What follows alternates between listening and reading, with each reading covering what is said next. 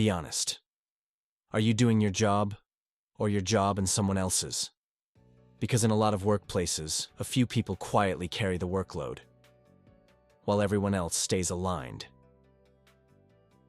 Every team says they have shared responsibility, but operationally, there are the doers and the observers. The doers deliver the work. The observers attend the meetings about the work. And somehow, both are labeled as contributions. Here's the part that really frustrates people. You're not just doing your role. You're doing your job, the delayed job, the forgotten job, and the job that's been in progress for 2 weeks. Not because you want control. Because waiting takes longer than just doing it yourself. So, you wait. You follow up. You wait again. You send the polite message. Just checking in. Any updates? Days go by. Deadlines get closer. Nothing moves. And eventually you realize something dangerous. Chasing accountability takes more time than doing the work yourself. Now here's the uncomfortable question. Do coasters actually know they're not contributing? Sometimes, no. Because they attend the meetings. They respond occasionally. They stay visible. They say the right things. And in many organizations, visibility gets mistaken for productivity. This is where the frustration really starts to build.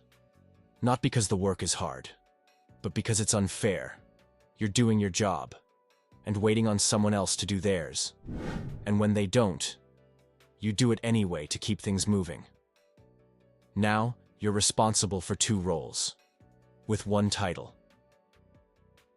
Then performance review season arrives. The person who carried deadlines, fixed issues, and made sure everything got done meets expectations. The person who stayed in meetings and provided updates also meets expectations. Same rating, completely different workload.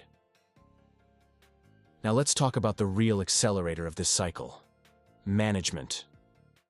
Because holding people accountable is uncomfortable, redistributing work to the reliable person is easier. So the doer gets overloaded, the coaster stays comfortable, and leadership says, "Great collaboration, everyone," even when the workload is completely uneven. This creates a vicious workplace loop. You wait for others to step up. They don't. You follow up. Still nothing. So you do it yourself. The work gets completed. Leadership sees progress and assumes the system is fine. So nothing changes. And the cycle repeats. Here's what most leaders miss. High performers don't explode.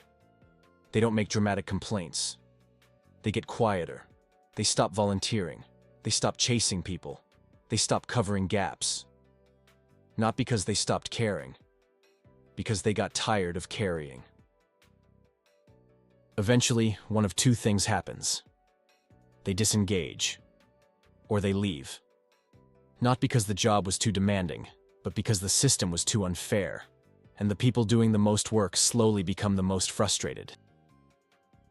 And when the dependable few finally stop overextending, something very predictable happens. Deadlines slip. Work slows down. Leaders start asking, are we understaffed? Do we need more resources? But the reality is simpler. You were never understaffed. You were over-reliant on the same people. The real problem isn't that some people coast. It's that organizations allow it, normalize it, and quietly depend on the accountable few to compensate for everyone else, until frustration turns into disengagement. And the most frustrating part? The people doing the work aren't asking for praise. They're just waiting for others to do the job they were already hired to do. Because when a few people do all the work, it's not teamwork. It's silent workload redistribution.